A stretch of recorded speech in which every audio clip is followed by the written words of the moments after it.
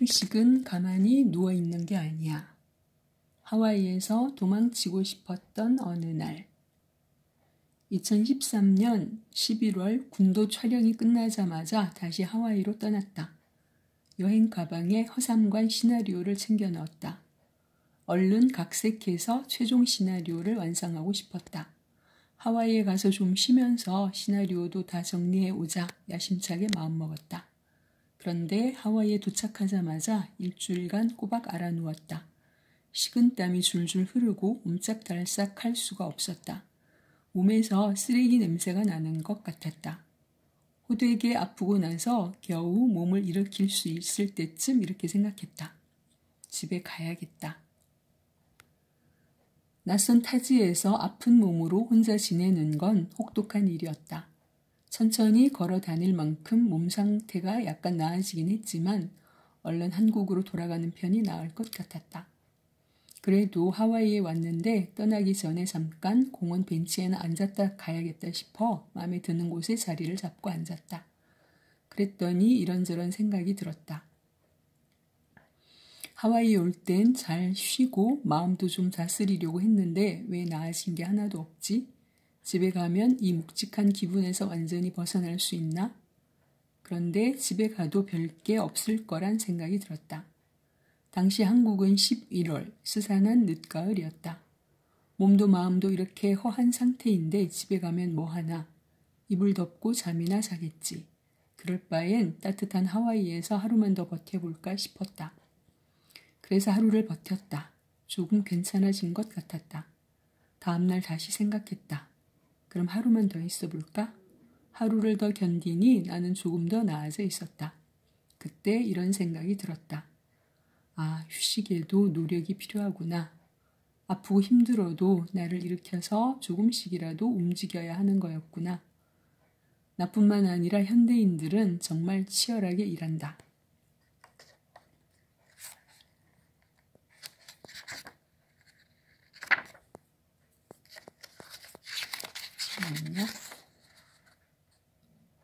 그런데 휴일에 꼼짝도 못하고 나가 떨어질 만큼 평소 일에 지나치게 매달리기 때문일까? 정작 일은 너무나 열심히 하는데 휴식 시간에는 아무런 계획도 노력도 하지 않고 자기 자신을 그대로 던져두는 것 같다는 생각이 들 때가 있다.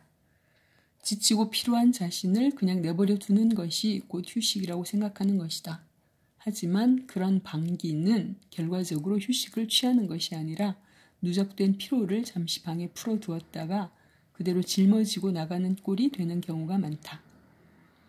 아무것도 하지 않는 것과 휴식을 취하는 것은 다르다. 나는 휴식을 취하는데도 노력이 필요하다는 사실을 배웠다. 적어도 일할 때처럼 공들여서 내 몸과 마음을 돌봐야 하지 않을까? 그때부터 줄곧 내 머리를 지배했던 다 부질없고 집에나 가고 싶다는 생각을 싹 걷어내고서 나는 하와이를 슬슬 걷기 시작했다. 걷고 숙소로 돌아와 맥주 몇 캔을 마시고 그대로 잤다. 내가 일을 좋아하는 만큼, 일을 오래 하고 싶은 만큼 휴식도 신경 쓰고 잘 계획해야겠다고 다짐했다. 일과 휴식을 어중간하게 뒤섞지 말고 가만히 누워있는 것을 휴식이라고 착각하지 않는 것. 일이 바쁠 때 나중에 몰아서 쉬어야지 같은 얼토당토하는 핑계를 대지 않는 것. 하와이는 그렇게 내가 찾아갈 때마다 휴식의 새로운 의미를 알려주고 있다. 젊은 사람이 참 지혜롭다는 생각이 듭니다. 다음 꼭지에서 걷기와 나중에 나이가 들었을 때 건강을 관련지어서 적은 부분이 있어서 뒷부분 읽어보겠습니다. 만약 누가 하루 10,000보를 걸으면 무조건 10,000원을 주고 한 보당 1원씩 적립해서 환전해 준다고 하면 어떨까? 나는 엉뚱한 공상을 해본 적이 있다. 걷기야 팔다리를 움직이기만 하면 되는 쉬운 일이니 그것만으로도 돈이 생긴다면 사람들은 악착같이 걸을 것 같다. 그런데 나중에 나이 들고 아픈 다음에 병원비를 왕창 들일 생각을 하면 지금 우리가 걷는 10,000보는 억만금의 가치가 있다는 게 내 생각이다. 너무 공감 가는 얘기죠? 오늘 우리가 고단함과 귀찮음을 툭툭 털고서 내딛는 한 걸음에는 돈으로 헤아릴 수 없을 만큼의 가치가 있다. 나의 오늘을 위로하고 다가올 내일엔 체력이 달리지 않도록 미리 기름치고 돌보는 일. 나에게 걷기는 나 자신을 아끼고 관리하는 최고의 투자다. 저는 정말 걷기를 좋아하는데 더 열심히 즐기면서 걸어야겠다는 생각이 듭니다. 잠시만요. 다음 꼭지는 걷기 멤버들이랑 하루에 10만 보 걷기에 도전한 얘기인데요. 대단하죠? 그 10만 보를 걸어냈나 봅니다. 그 얘기 뒷부분 읽어보겠습니다. 이제 곧 10만 보 고지가 가까워 온다. 목표점이 눈앞에 보이는 것만으로도 다들 조금씩 여유를 되찾는다. 도저히 나가서 걸을 수 없을 것만 같은 날, 혹은 걷다가 체력이 달려서 집으로 당장 돌아가고 싶었던 날, 그런 순간들을 견디게 만든 것은 결국 걷기를 다 마치고 돌아올 때의 성취감이었다는 것을 기억해낸다. 그러니 어쩌면 한 걸음 한 걸음은 미래를 위한 저축 같은 것이다. 지금은 별 의미가 없어 보이고 오히려 괴롭기까지 하지만 훗날 큰 감동과 의미를 선물해 주니까. 마침내 우리는 그 숱한 고뇌와 체력의 한계를 딛고 10만 보를 찍는다. 터덜터덜 걸음 속도를 늦추면서 서로 간격을 좁히고 핸드폰 카메라 앞에 옹기종기 모인다. 웃는다. 장난치고 떠든다. 사진을 찍는다. 일상의 여느 때처럼. 저도 지난 화수 이틀간 남편이랑 경주 여행을 다녀왔는데요. 친구가 참 좋다고 얘기했던 그 양동마을이라는 곳이 너무너무 좋았습니다. 저는 그곳이 대릉원이라는 곳과 그곳이 너무 좋았는데 외국인들이 굉장히 좋아할 것 같은 그런 한국의 옛 정취가 그대로 살아있는 그런 마을이었는데요. 언덕이 굉장히 많아서 저희가 거기서 그 마을 샅샅이 다 돌아보는데 느릿느릿 걸으면서 다 돌아보는데 3시간 정도 걸린 것 같아요. 그런데 저는 거의 앉지 않고 계속 걸어 다녔는데요. 남편은 종종 앉아서 쉬더라고요. 왜냐하면 제가 거의 매일 앞산을 오르내리기 때문에 워낙 걷기도 좋아하고요. 제가 인바디 측정을 하면 마른 몸이지만 근육량이 좋다고 나오거든요. 그래서 이번 여행에서도 내가 참 잘 걷는구나 라는 걸 확인하고 왔거든요. 지금도 앞산을 올랐다 왔는데 저도 때로는 운동을 안 하면 안 되는 사람이라 매일 앞산을 거의 매일 오르지만 때로는 가기 싫을 때도 있거든요. 왜 없겠어요. 그렇지만 하정우가 지금 얘기하는 것처럼 올라갔다가 내려오면 너무너무 상쾌하거든요. 오늘도 내가 해야 할 일을 해냈구나 라는 그런 성취감도 들고 물론 앞산을 오르내리는 그 자체가 저한테 너무너무 기쁜 일이기도 하지만 때로는 정말 가기 싫은데 올라갔다 오면 지금 하정우가 얘기하는 것처럼 이런 성취감을 느끼게 됩니다.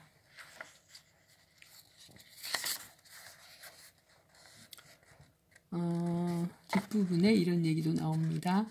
그저 다리를 뻗고 팔을 흔들며 끝까지 걸었을 뿐인데 내 삶의 어떤 터닝 포인트도 살짝 넘어선 것만 같다. 4점을 넘어서서 10만 보를 성취하고 나니까 이런 생각이 들겠죠. 죽을 만큼 힘든 4점을 넘어 계속 걸으면 결국 다시 삶으로 돌아온다. 죽을 것 같지만 죽지 않는다.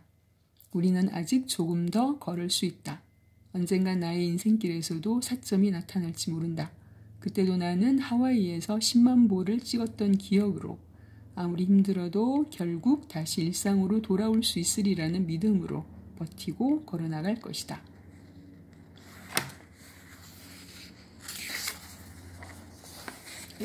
잠시만요. 다음 얘기는 신데렐라의 비밀이라는 얘기입니다.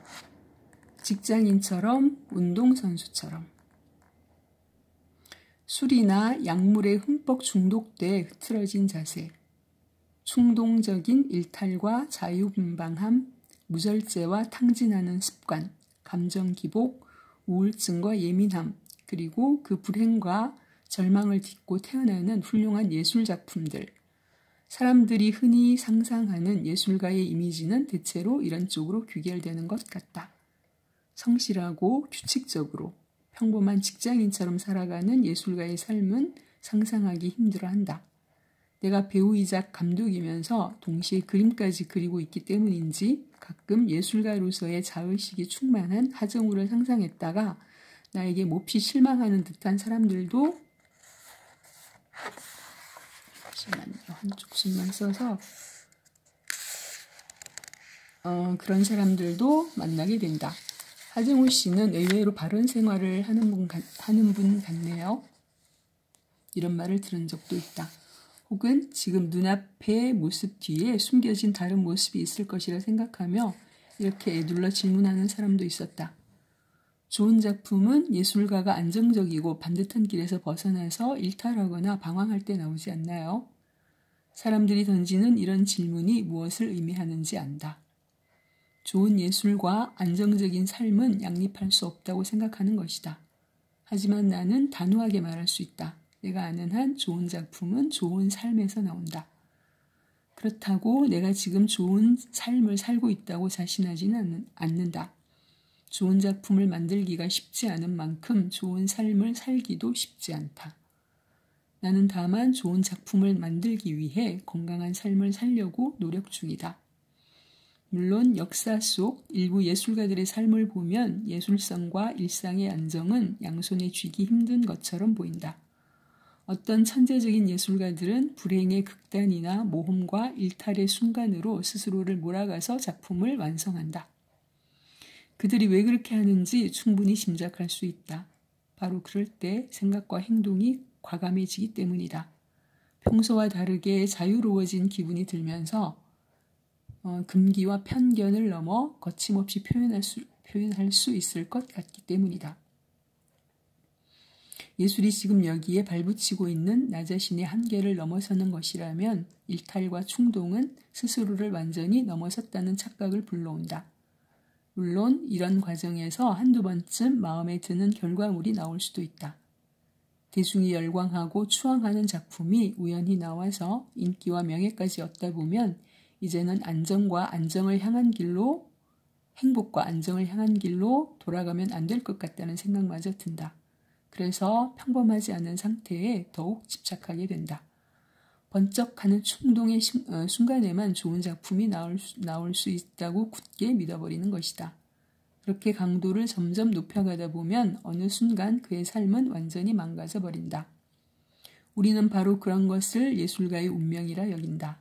하지만 착각이다. 삶을 올바로 지탱하는 법을 알았더라면 더 오랫동안 좋은 작품을 만들 수 있었을 텐데 자신의 삶을 망가뜨리며 고통받다가 너무도 빨리 사라져버린 뛰어난 예술가들을 생각하면 마음이 아프다. 한낱 연약한 인간으로서 그 고통의 무게를 견디기가 얼마나 어려웠을까? 그 누구도 이런 삶을 오랫동안 유지하고 감당할 수는 없다. 상대적으로 경험이 적을 수밖에 없는 어린 예술가들일수록 이처럼 번개 같은 찰나에 집착하기 쉽다. 시간을 오래 들여야 쌓이고 깨우치게 되는 것들이 있다. 그런데 초반에 두려움을 이기지 못하고 초조함에 짓눌리면 무슨 짓을 해서라도 빨리 성과를 내고 싶다. 요행을 바라게 되는 것이다. 그러나 내 몸과 삶에 나쁜 것은 내 작품에도 좋지 않다. 부정적인 충동은 절대 예술가의 연료가 될 수 없다. 예술가의 삶은 단 한순간 불타올랐다가 사그라드는 것이 아니다. 끊임없이 작업하고 이를 통해 인간적으로도 예술적으로도 한 걸음씩 진보하는 삶을 살 수 있어야 한다.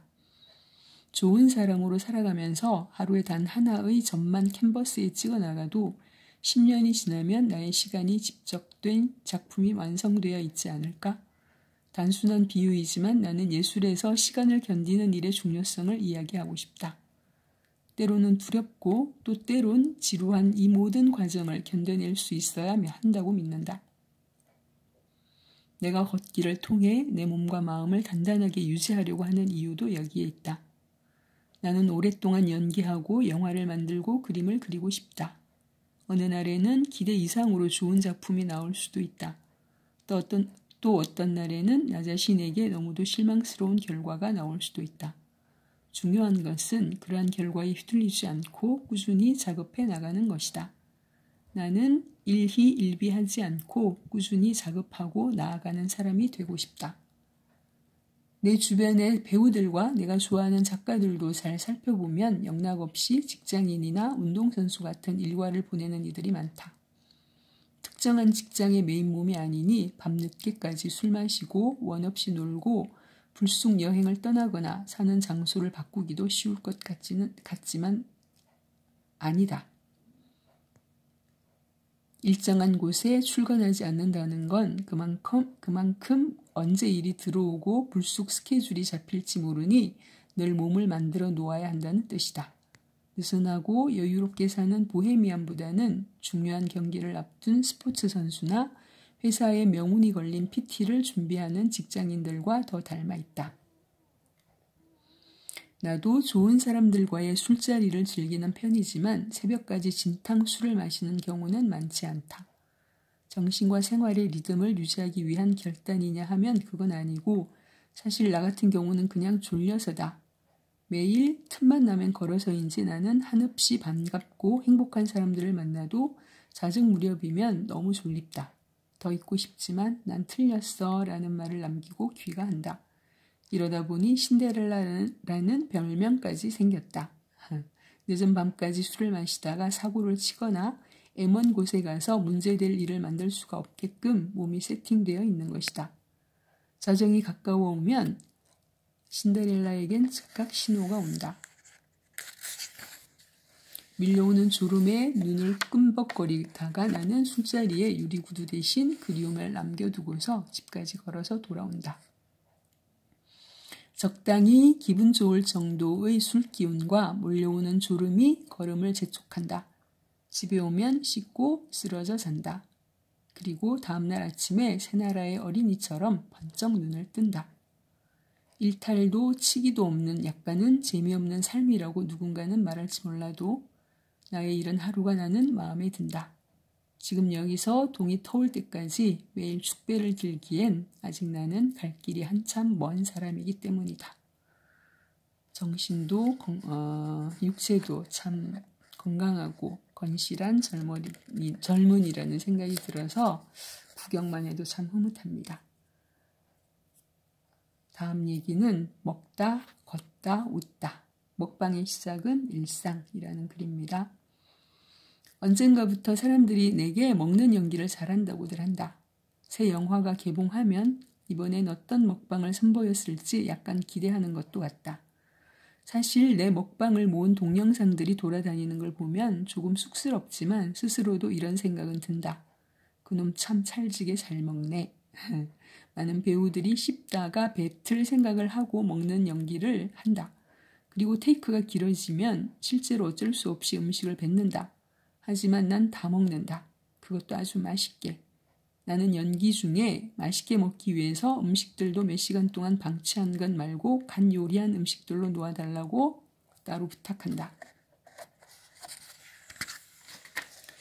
그래야 맛있게 먹을 수 있기 때문이다. 내 먹는 연기가 절로 침이 고이게 하고 보는 사람으로 하여금 뜬금없이 그 음식을 먹고 싶게 한다면 아마 내가 연기하면서 실제로 엄청 맛있게 먹고 있기 때문일 것이다. 물론 터널에서 탱이와 함께 게 사료를 나눠 먹은 장면은 예외다. 그때 나는 실제로 게 사료를 먹었는데 흙맛이 났다. 이렇게 먹는 걸 좋아하는 내가 걷지 않았으면 어땠을까? 체중이 150kg은 좋게 넘었을 것 같다. 차태현 형은 보통 사람들 같으면 좀 덜 먹고 덜 걸을 텐데 너 참 특이하다고 말했지만 나는 다음 생에도 많이 먹고 많이 걷는 쪽을 택하겠다. 세상에 이 무수한 맛있는 음식들을 내가 좋아하는 사람들과 마주 앉아 더 많이 먹기 위해서라도 나는 더 열심히 걸을 테다. 걷기는 많이 먹어도 지나치게 살이 찌지 않게 몸을 관리해주는 동시에 음식을 맛있게 먹기에 딱 좋은 공복 상태를 만들어준다. 너무 힘든 운동을 하면 진이 빠져서 밥맛이 없고 몸을 너무 움직이지 않으면 소화가 잘 안 되니 또 입맛이 없다. 열심히 걸은 뒤에 먹는 밥은 그야말로 꿀맛이다. 먹는 걸 좋아하는 사람은 열심히 걸어야 하고 열심히 걷는 사람은 잘 먹게 될지니 걷기와 먹기는 환상의 짝꿍이다. 열심히 걸으러 떠나는 장소인 하와이에서 우리 걷기 멤버들은 먹기에도 열을 올린다. 하와이에 도착한 첫날 우리가 가장 먼저 하는 일은 4군데의 마트에 들러 장을 보는 것이다. 하와이에서 우리는 주로 한식을 만들어 먹는데 그러려면 마트를 돌아다니며 필요한 식재료들을 완비해 두어야 한다. 우선 코스트코에 들러 고기와 와인을, 돈키호테 마트에 들러 현지 맥주와 하와이 생수를 산다. 그리고 한인마켓인 팔라마 슈퍼에서는 김치를, H마트에서는 각종 채소를 산다. 돌아오면 곧장 사골로 육수를 낸다. 우선 사골을 찬물에 담가 핏물을 뺀 뒤 한 소끔 끓인다. 그러면 불순물들이 위로 뜨는데 이걸 버리고 다시 한번 끓인다. 처음에 나오는 육수로는 곰탕을 해서 먹는다. 그 다음 나오는 육수로는 떡국을 해서 먹는다. 세 번째 나오는 육수부터는 식혀서 지퍼백에 담아 냉동실로 옮긴다. 멸치로 맛을 내는 육수는 그날 만들 수 있지만 사골 육수는 미리 만들어서 냉동실에 얼려둔다. 앞으로 우리가 만들게 될 요리의 베이스가 될 소중한 자산이다. 저보다 정말 나은 것 같아서 이 꼭지를 읽어드리는 건데요. 정말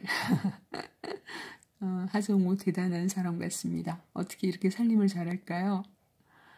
살림만 잘하는 게 아니라 밖에 있는 온갖 멋있는 일들을 잘하면서 이렇게 젊은 남자 배우가 살림까지 잘하니까 너무 멋있어 보입니다. 저보다 정말 나아요. 아침에는 무조건 한식을 먹는다. 아침밥을 다 먹고 걸으러 나가기 전에 반드시 거쳐야 할 곳이 있다. 우리가 재판받는다고 표현하는 시간이다. 우리는 각자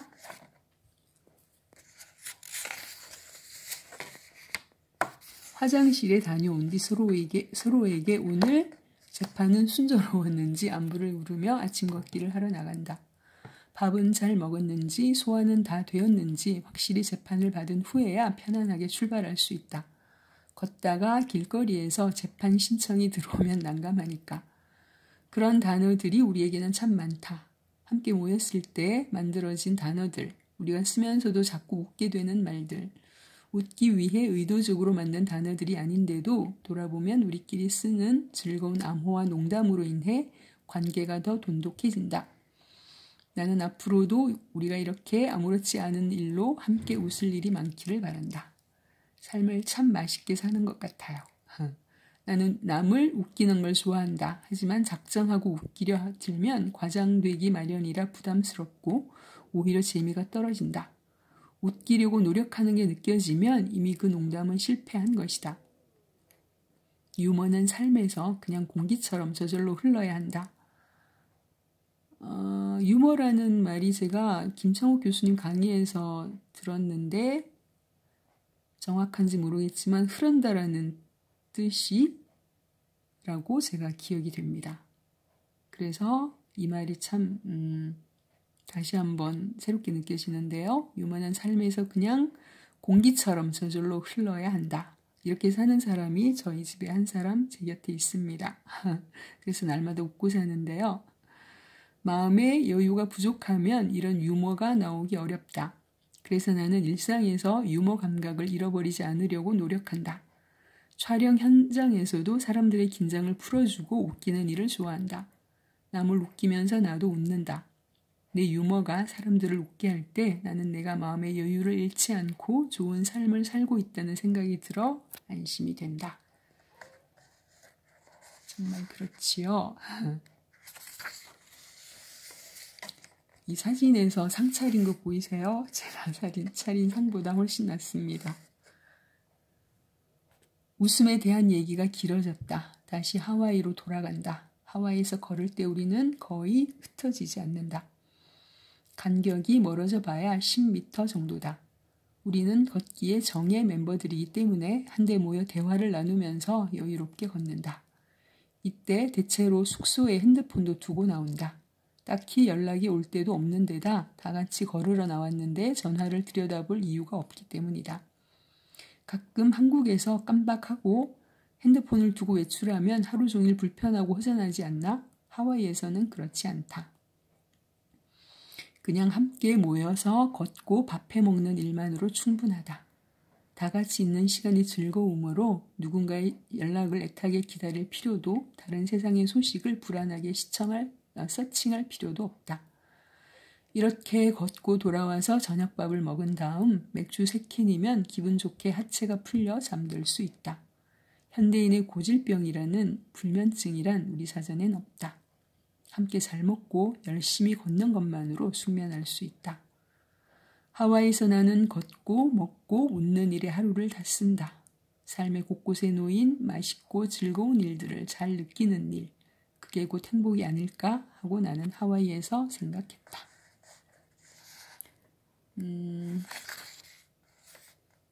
이 얘기는 이렇게 끝나고요. 뒤에 이 사진들 좀 보세요. 헐. 정말 저보다 나아서 제가 이렇게 사진으로 보여드립니다. 하정우 정말 멋있지요? 오늘 얘기는 여기까지 읽겠습니다. 남은 얘기 다음 꼭지에서 한 번 더 읽도록 하겠습니다. 함께 해주셔서 감사합니다.